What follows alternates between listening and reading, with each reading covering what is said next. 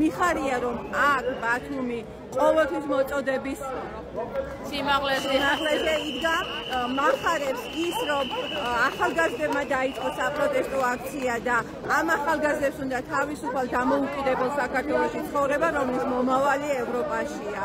გაუმარჯოს ყველა მომიტინგეს, ყველა სწორად მოაზროვნეს და ჩვენი მთავარი გზავნილი ჩვენს ხელისუფლებასთან მიუხედავად იმისა, რომ ჩვენ არ ვთვლით იმას, არ არის ჩვენი არჩეული, რომ აღარაფერი თქვა გაუნათლებელ უდიპლომო პრეზიდენტზე, რომელიც დაგვისვეს, ასე ქვია, მათი გადაწყვეტილებით. ჩვენი მასწავლებლების დევიზი რა არის? მეტი განათლებული თაობა. დღეს უკვე აღარ გვაძლევს ამის საშუალებას, რომ ჩვენ მოსწავლეს მიუბრუნდეთ და უთხრათ, იცით რა?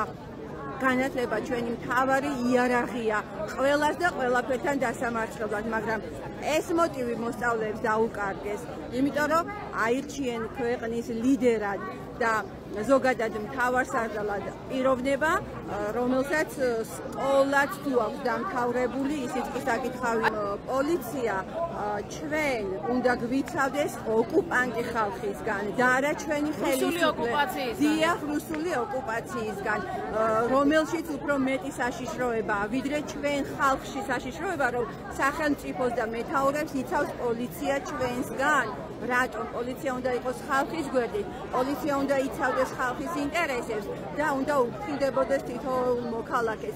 ესენი კი პირიქით აკეთებენ. ელემენტარულად ომში ჟურნალისტს შეუხებელი იყო ჩვენთან, ყველაფერი აბსოლუტურად, ყველა კანონი, ყველა წესი და ყველა ადამიანური ღირებულებები შეილახა უკვე ჩვენი მთავრობის რატომ ცდილობს თქვენი აზრით ქართული ოცნება რომ დააშოროს ეს ქვეყანა ევროპას? ჩვენ ხომ ოკუპანტი ქვეყნის წინაშე ვგავართ, არა? ეხმაურება რუსული ოკუპანტი ქვეყნის ინტერესებს, ბიძინას ინტერესებს და ზოგადად ივანიშვილის ინტერესებს შეეწირა. რატომ არის თქვენი აზრით ივანიშვილის ინტერესი რუსეთი და არა ევროპა? იმიტომ რომ ივანიშვილი პუტინის მიმდევარია, პუტინის დავალებებს და იმიტომ სჭირდებათ ოკუპანტი ქვეყნის გაღმერთება, რომელსაც ხალხი არ დაუშვებს და ამისთვის იბრძვის 18 დღეა. მიაღწევს რუსეთი იმას, რომ ეს ქვეყანა კიდევ ერთხელ ჩაიგდოს ხელში თუ ქართველი ხალხის წელი ძალიან კარგად მახსოვს.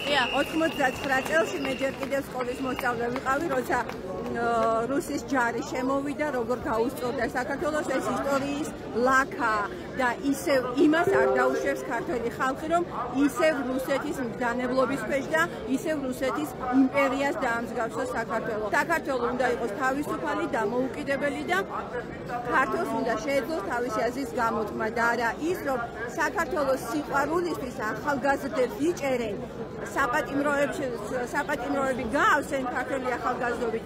რატომ და რა დანაშაულისთვის? სამშობლოს სიყვარულისთვის.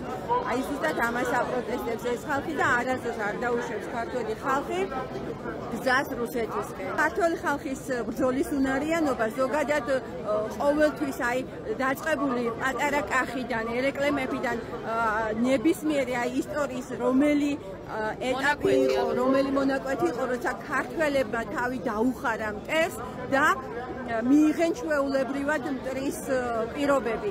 ეს არ ყოფილა საქართველოს ისტორიაში, არც ახლა დაუშვებს ამას ქართველი ხალხი, მიუხედავად იმისა, რომ დღეს კარგი ამინდია და ძალიან ბევრი ხალხია შეყრებილი. გუშინ იმ ქარბუქში, თოვლში და ძალიან ყინვაში ქართველი ხალხი არ გაჩერებულა სახლში და მე აი მჯერა, რომ ქართველი ხალხი ბოლოს მაინც მიაღწევს დიდი შრომის შედეგად სიყვარულით, ერთიანობით და მშვიდობით.